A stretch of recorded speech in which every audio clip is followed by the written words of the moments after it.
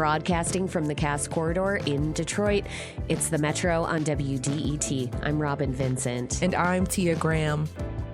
The golden age of hip-hop, the smooth sounds of R&B, and the riffs of alternative rock, they all define the music of the 90s. Today we spend some time reliving that special era for music.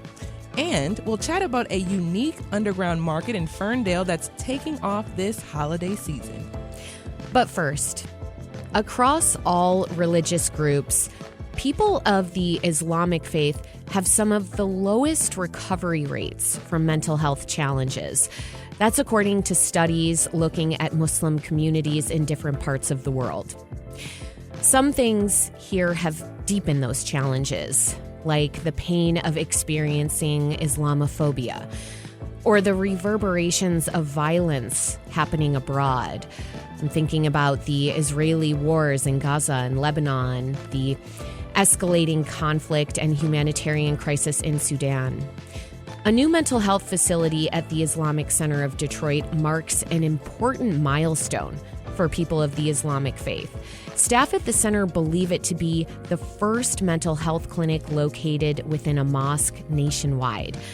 The facility, called My Mental Wellness, offers free on-site and virtual therapy to people of all ages.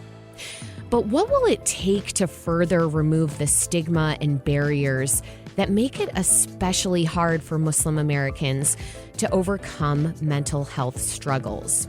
Danish Hasan is the director of My Mental Wellness. He joins us in the studio. Welcome, Danish. Thank you so much for having me. We also have one of the center's therapists on the line with us, Takween Dwaik. Thank you for joining the Metro, Takween. You're welcome. Thanks for inviting me.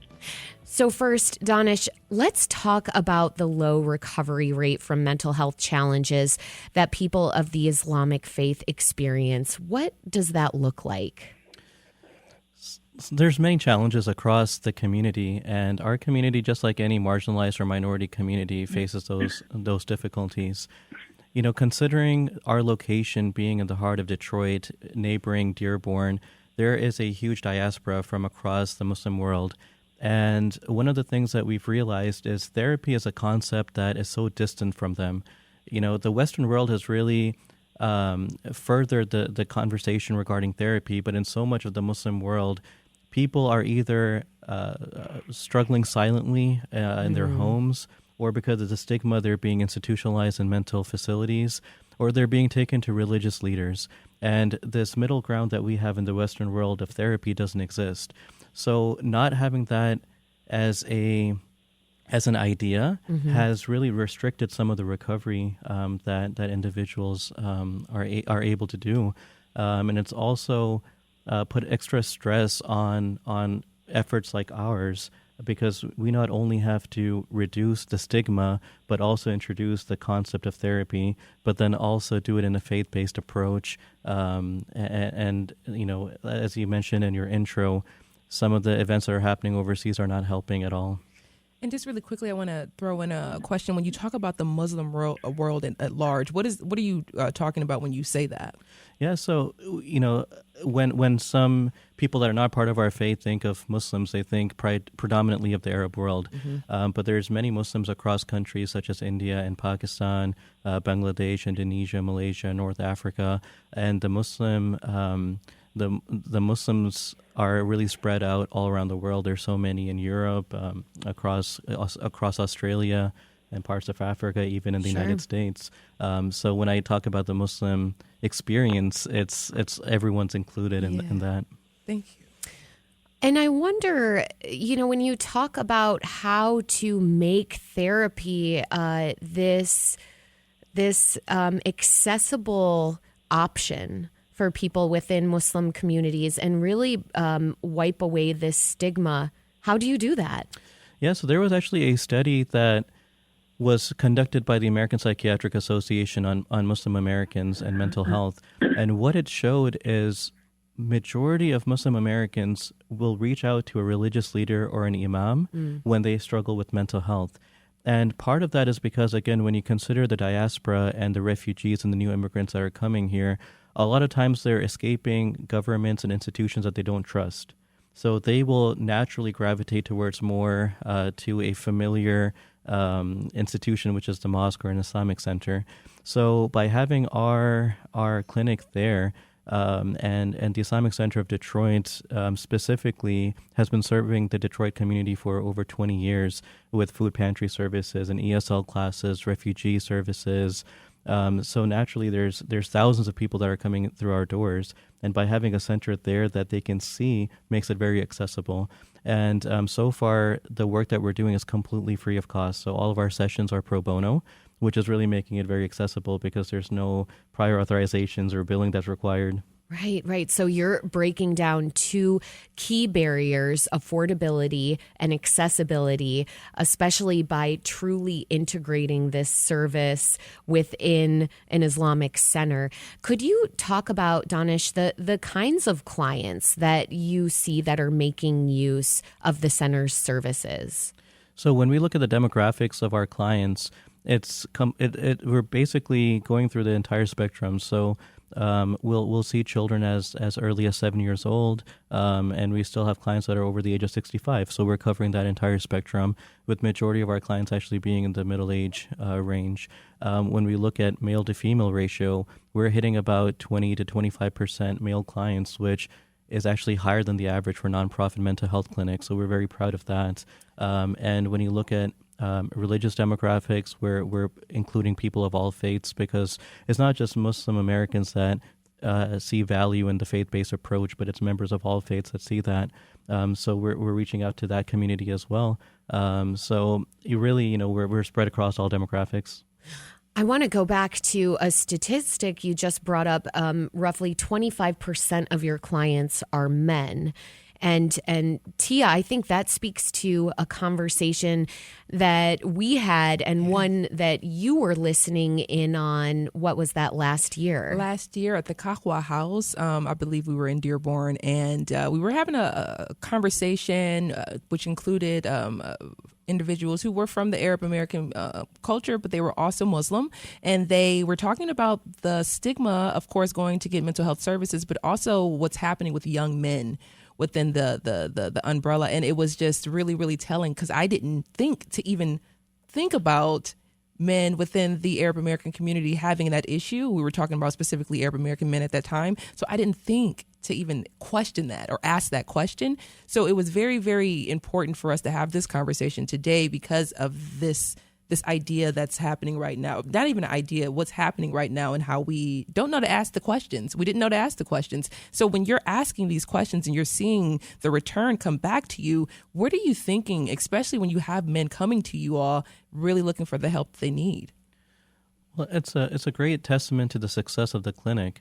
For example, when I was brought on, one of the things that the Islamic Center asked me to do is to give Friday sermons regarding mental health in the community.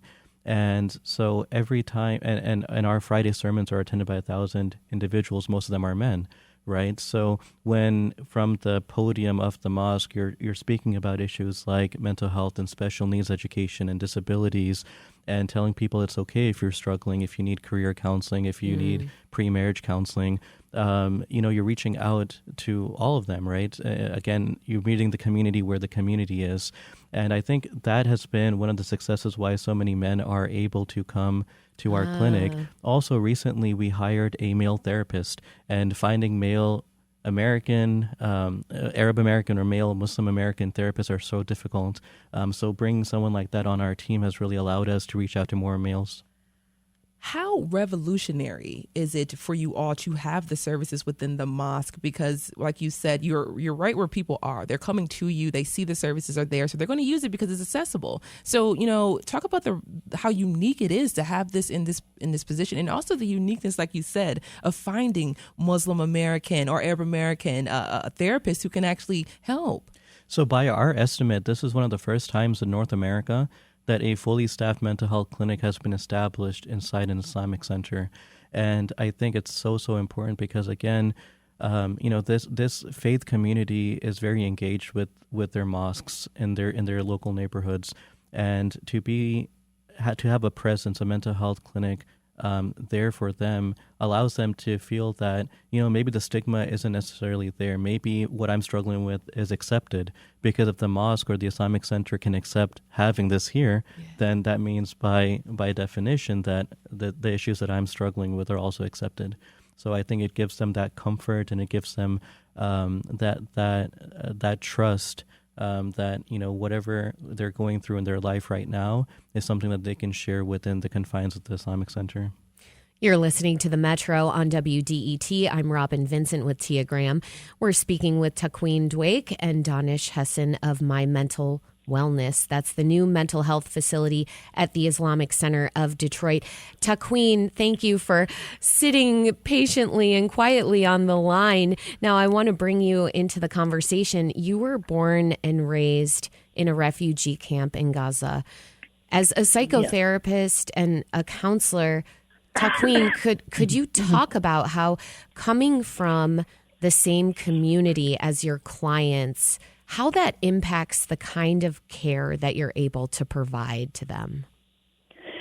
It's one of the incidents that happened to me. I'm gonna just share it quickly. That's one of my clients when she came inside the office and she saw me, and the first thing she said, "Oh, I'm glad you look like this."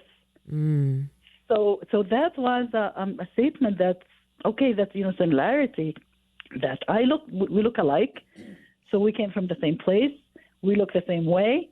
Maybe we think the same way too. So whatever I share with my clients, they take it. I saw a lot of growth and change in my clients because we came from the same background. Sure. We understand that. I understand that. I'm bilingual. I speak Arabic fluently and English fluently. So they appreciate that a lot. And it's easy to reach my clients. And so much of therapy is about building trust with the person that you're providing mental health services for, Takween. But I realize a lot of people, regardless of their faith, have trouble opening up and truly revealing themselves in therapy. How do you overcome that with your clients? Building rapport with the clients and be able to sit and listen to them, listen to their stories. Sometimes the stories of even their ancestors, not only their recent issues, but we look at the roots of the problem. So to sit there and to find someone who are genuinely listening to you, they cannot find that somewhere else. Our friends are busy, our family members are busy. No one can listen to us as much. So they appreciate that a lot. You're carrying a lot of weight, listening to people who feel that they are not finding that ear from others. Takween, what are some of the other challenges you face in providing mental health care to Muslim Americans? The biggest challenge when we started was the stigma, and we tried to reduce the stigma as much as possible. But being part of the Islamic Center made it easier for me and for other therapists, that it's very easy for the clients who come in. They can walk in sometimes asking for consultation. They come with so many different problems, If someone coming to the mosque, they're coming for the prayer, and they have challenges, dealing with parenting issues or marriage issues. They knock at the door, can I see a therapist? So it's the easy, accessible service. This is one of the main things that made it easy for them. Okay, there's someone like me who understands me from the same background, same faith, and using the faith too. That helps a lot, to be honest. That they know that I have Islamic studies background, and I understand the religion, and I know where they're coming from, and we discuss issues with a lot of understanding and genuineness, so they feel it, and it's easy for them to talk and cooperate. Sure. You got your bachelor's degree in Islamic studies, is that right? Yes. And I have bachelor's in Islamic studies and master's in clinical mental health. And what made you want to make that pivot? To be honest, we have a huge community here from the same faith and same background. And there's many challenges. Being as an immigrant coming to the United States when I was a teenager, and I was married as a teenager and had 4 children that I needed to raise in this community. So it was a lot of struggles to begin with as an immigrant and as a child of refugees, because I was born and raised in a refugee camp, and carrying this intergenerational trauma, that gave me a lot of, I was like thinking, how can I decrease this burden that I'm carrying? So it was much easier for me to turn out to study Islamic studies and then go to mental health, be a mental health counselor. That I can use my Islamic knowledge, and at the same time I can help my community and ease it in a good way. Being a counselor, people confide in you. People, they come with so many issues and so many stories and non-judgmental environment. Where can you find this at this time? That's right. And it's provided for free. That's a blessing of it. Yes, it's a very salient point that I think we do need to emphasize here. That, I mean, affordability, again, is such a huge barrier for people to access mental health care. Now, Takween and Danish, as people working on the front lines of mental health care, you're both seeing some really harsh realities. You're seeing windows into the deep and profound ways that we as humans struggle. So I wonder what gives you hope amid this hard work. And Takween, I'll start with you. What gives me hope, by practicing the Islamic faith, there's always hope. Because you're looking at the higher power. We believe in a higher power. God will take care of us. God will take care of this. What's happening, God will make it easier for us to handle. So that having a strong belief that this is how God created this world. So we go to use the teachings of Islam.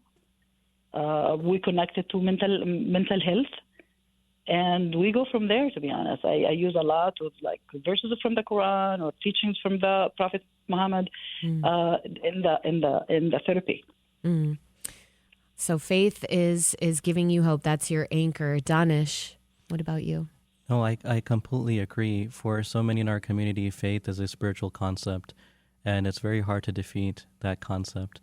And, as an administrator, I'm hopeful seeing the dedication of the therapists that work so hard, for everyone that's involved in this project, for those that are coming into our clinic and asking for us to expand our services to the schools, to incorporate special needs education, and so many other aspects of this, right, of mental health. So for that, that's a testament to the success. Just this year alone, we've had over 100 new clients. So when you speak about hope, sometimes in mental health, it's the statistics, getting too high are not necessarily a good thing. But for us, it's a testament of our success, and a lot of that is what gives us the hope to continue. Danish Hasan is the director of My Mental Wellness at the Islamic Center of Detroit. Takween Dwaik is a psychotherapist and counselor there. Danish and Takween, thank you both so much for joining the Metro. Again, thank you for having us. Thanks to you.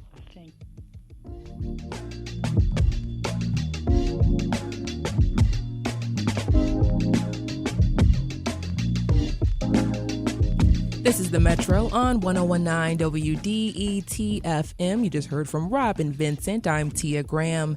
From the WDET Newsroom, the Detroit City Council votes this week on a new livestock ordinance. It would let people keep chickens and some goat breeds on their property if they have a license and pay an annual fee. They would also have to check the annuals and keep health records. Coming up, Detroit is full of incredible artists, but in the digital age, we don't hear from printers a lot. Next, we'll hear from a printer and learn about his recent book, Citizen Printer.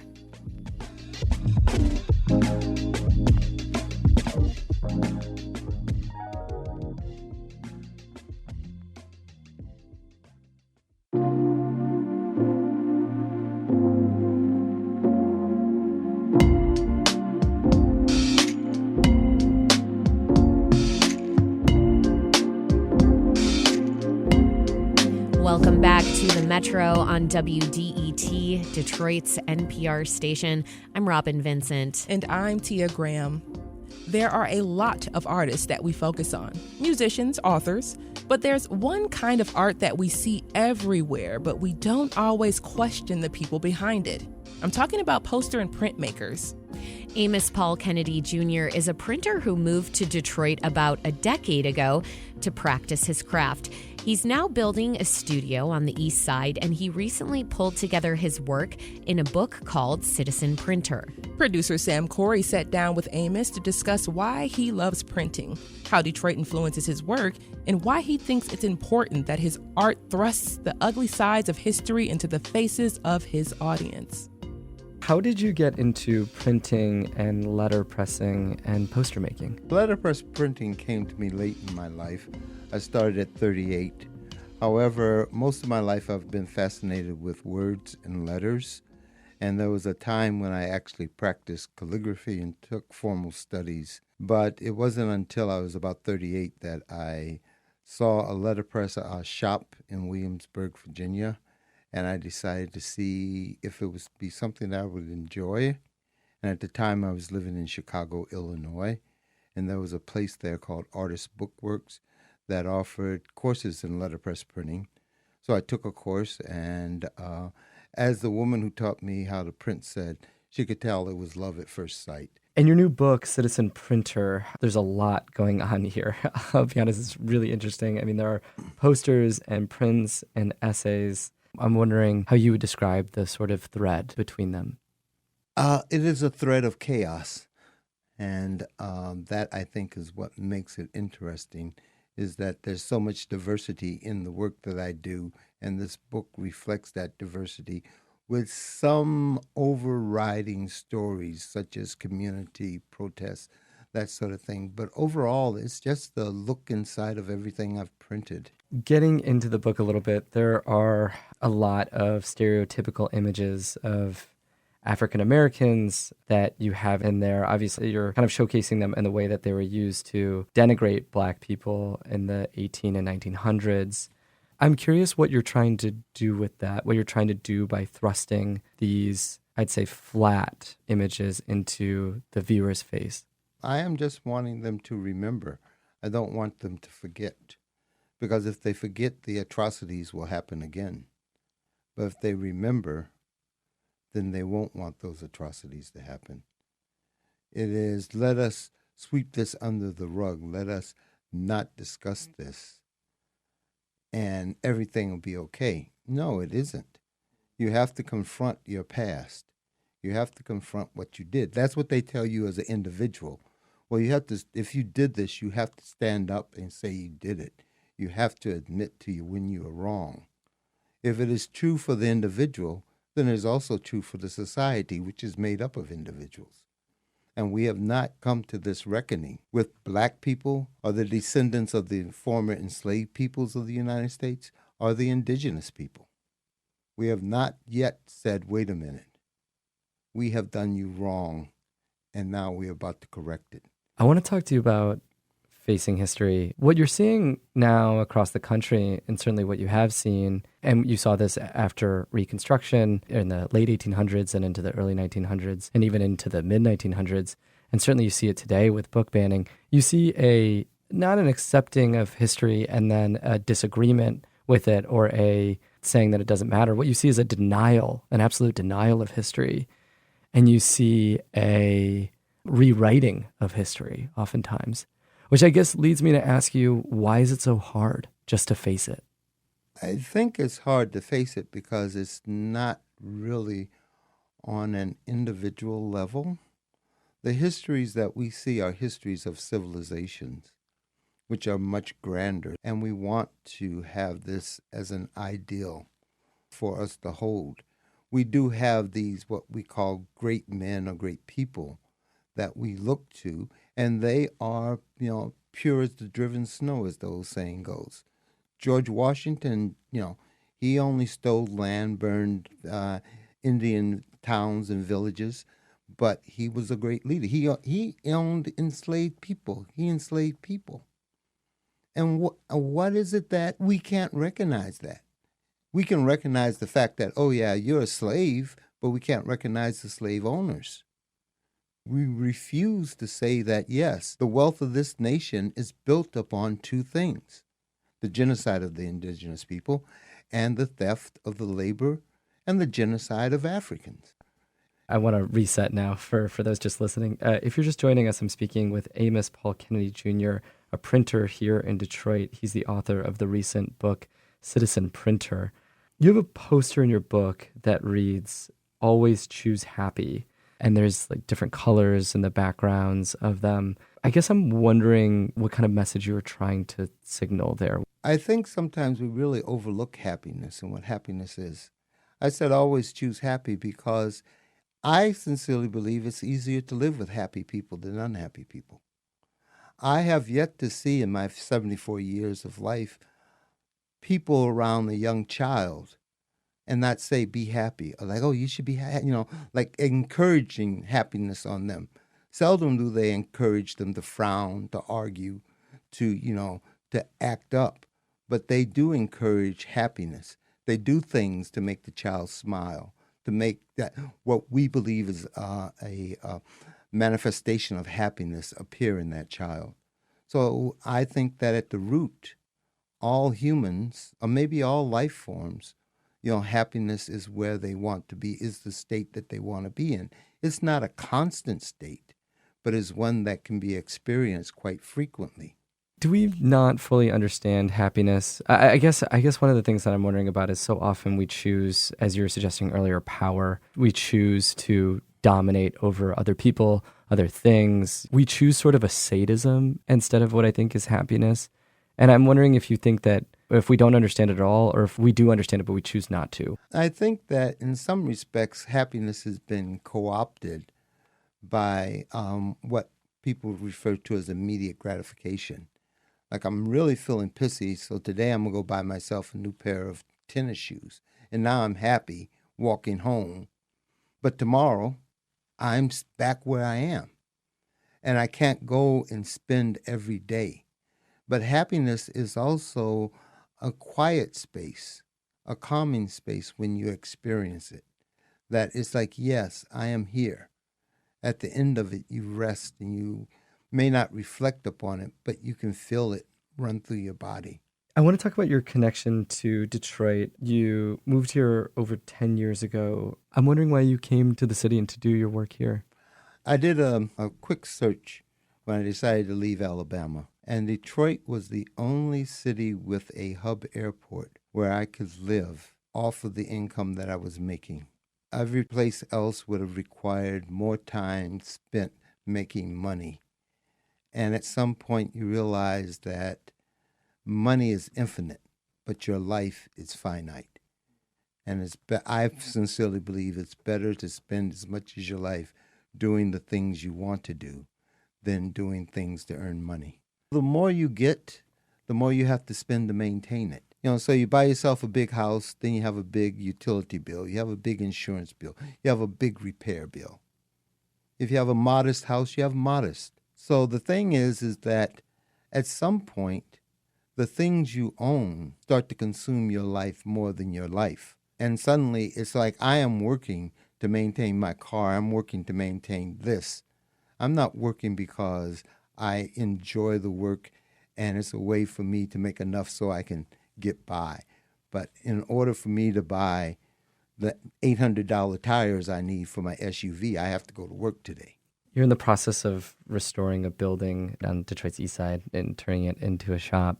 I'm wondering what the process of that has been like and what you plan to do with it. It's been chaotic. It has been very interesting.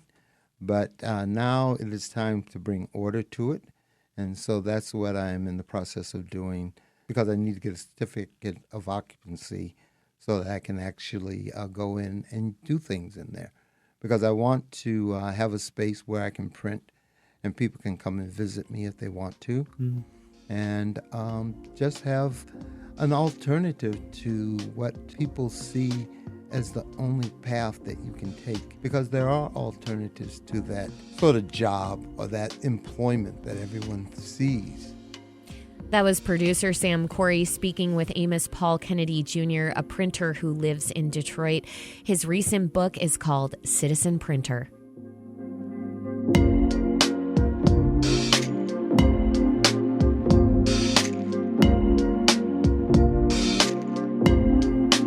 From the WDET newsroom, Civil War abolitionist Harriet Tubman has been awarded the rank of Brigadier General in the Maryland National Guard. She was the first woman to lead an American military action during a time of war. Tubman is best known as a conductor of the Underground Railroad, a network of people across the country that were helping to liberate enslaved Americans. And Detroit was an important part of the Underground Railroad. That's because of its proximity to Canada. St. Matthew's St. Joseph's Episcopal Church and the First Congregational Church of Detroit are part of the National Park Service's Network to Freedom, along with other locations across the U.S. connected to the Underground Railroad. Coming up, we'll explore a unique holiday market with subterranean vibes happening this weekend. You all stay right there.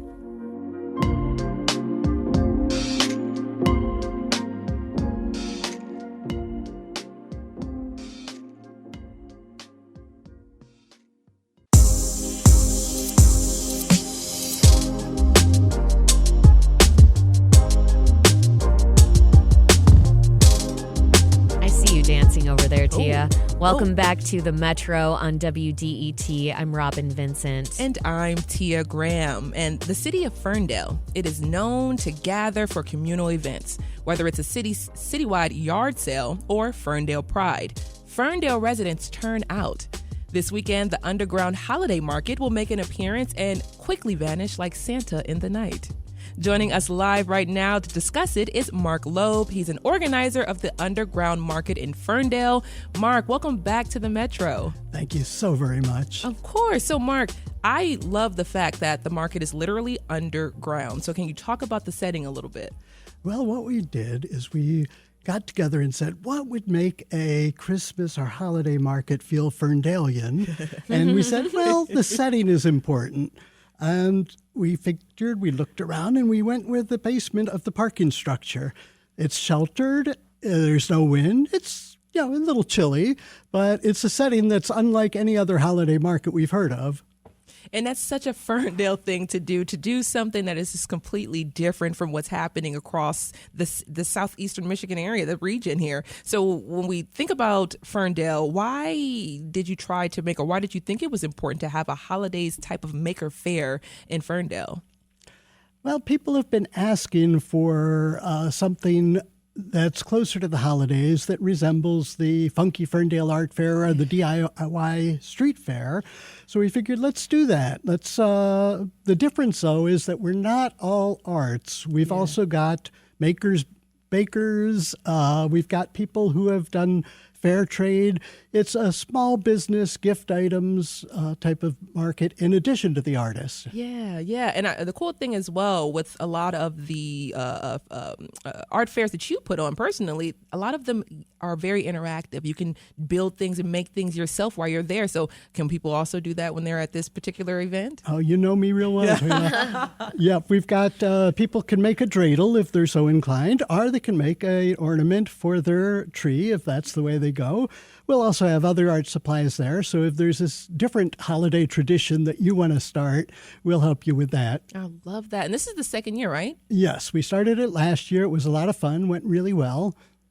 and then you brought it back for another subterranean fair. So I love that. So, what's unique about Ferndale, once again, is the love that the community has for its events and the events that you all put on. Can you talk about the community itself, the people that make up Ferndale? I mean, you talked about how you guys try to do things differently because the people like things differently. So talk about that community.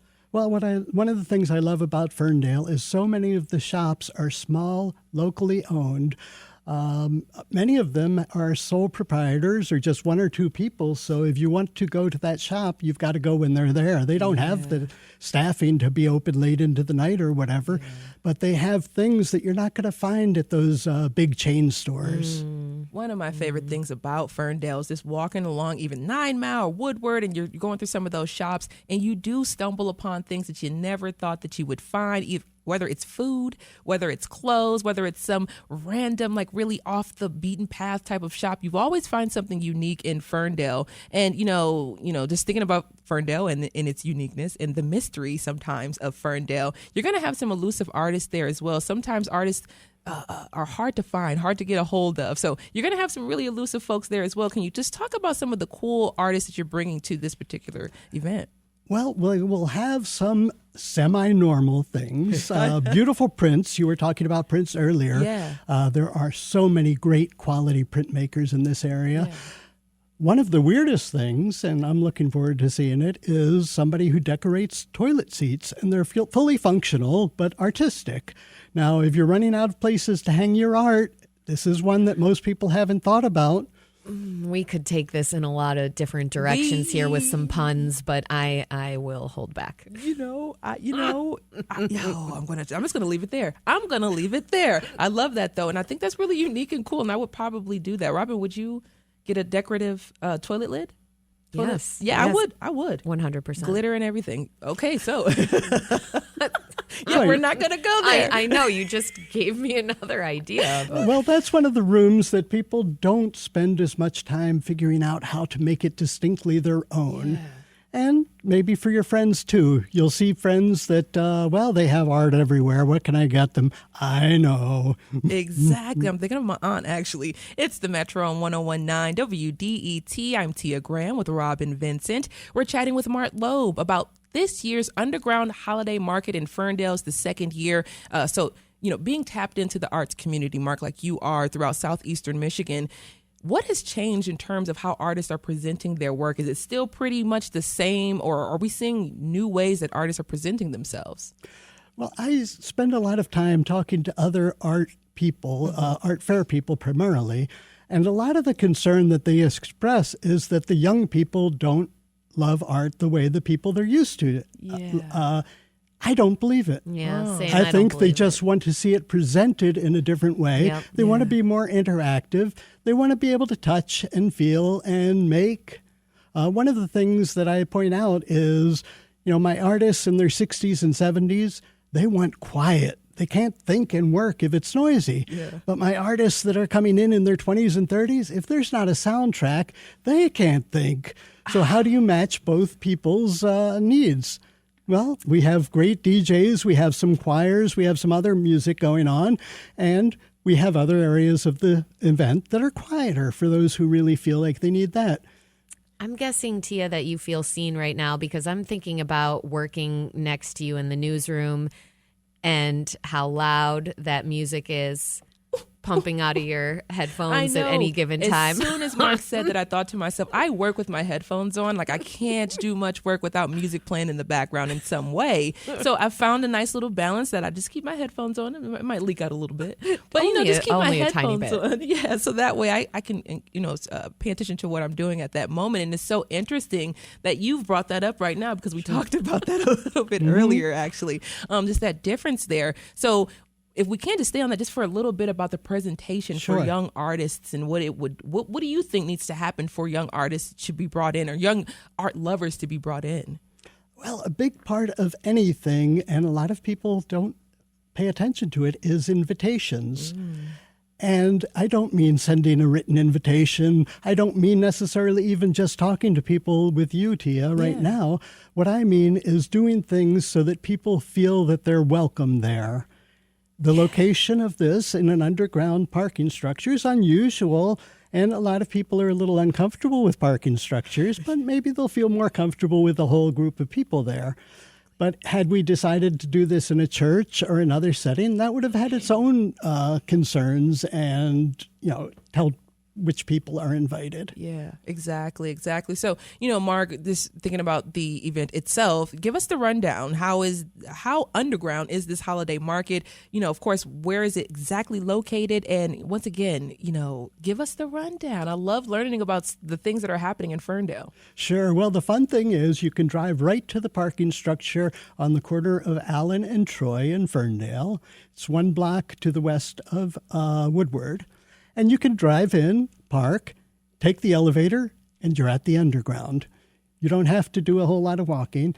Now, we do want you to visit the rest of the stores in town, too. So what we're giving everybody when they get there is a coupon book with coupons for all of the stores, well, many of the stores throughout the town. So you can do a huge percentage of your Christmas shopping in Ferndale, even if you don't find it at the underground market. You got me you got me a coupons. I'm a coupon clipper, so you got me there. I want to show up just to get the book, but I also want to show up to see all the amazing artists that you're going to have on display for the second year. So Mark Loeb is the organizer of the Underground Holiday Market in Ferndale. The second Underground Holiday Market is this weekend, November 16th and November 17th. It's in the Dot Parking Basement. So really looking forward to this, Mark. Thank you so much for being here with us. Thank you. I loved having the opportunity to talk to you and to everybody else.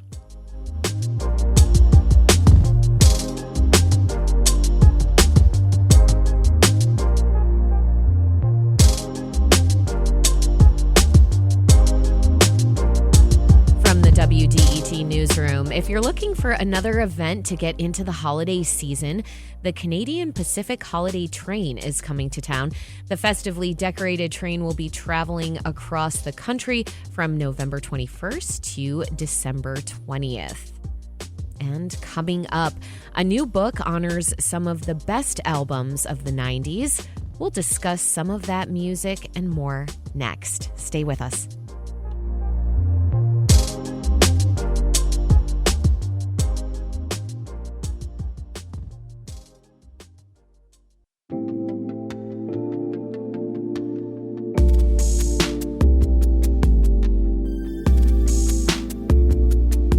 Welcome back to the Metro on 101.9 WDET FM. I'm Tia Graham. And I'm Robin Vincent.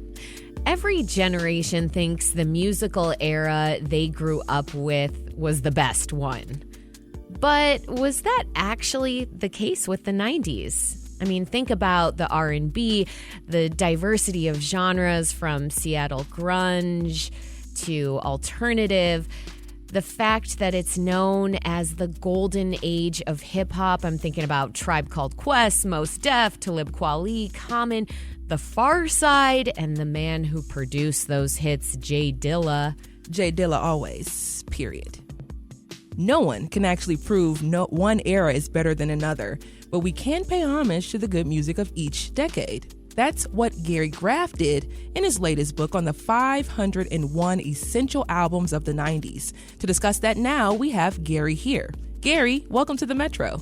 Hey, thanks for having me. Of course. So, why focus on the 90s other than the fact that that's when I was born? That is the reason. When the publisher came to me, that's exactly what they said. No, this is the beginning of a new series of books that will focus on decades. So we have the 90s and 80s book will be coming out in the spring. That's actually already done. But the 90s is really a great place to start. I view it as the last golden decade of the album. We had, and as you just laid out, so well in your introduction, all those genres of music that were just exploding during the 90s. And during the 90s, we still, as music geeks, we still spoke about albums in album terms. We talked about the deep tracks. We talked about them in relation to each other. The number one album on the Billboard chart on any given week was selling 500,000, 800,000, 1 million copies a week. And then when we get to the end of the decade is when we're getting into Napster and file sharing and P2P and the beginnings of how we consume music now, a streaming world that's more song-oriented. So, hey, And Gary, I'm sorry, I'm going to have to jump in here Sure. really quickly because we're tight on time here. I do want to just get into the conversation. In what ways did the 90s music that we listened to then impact the music that we listen to today? I think you're still talking about so many of these albums. One of the biggest stories of the moment is Oasis's reunion tour coming up next year, right? Well, there's a band that started in the 90s. A Tribe Called Quest was just inducted into the Rock and Roll Hall of Fame. Yes. Mary J. Blige was as well. Those are, they're all deeply rooted in the 90s. So this was a decade that really brought us a lot of artists that have, even if the album as a form hasn't maintained in the same level of importance as it had in the 90s, these artists have. There are a lot of artists in this book. I'm wondering, how did you decide who to include?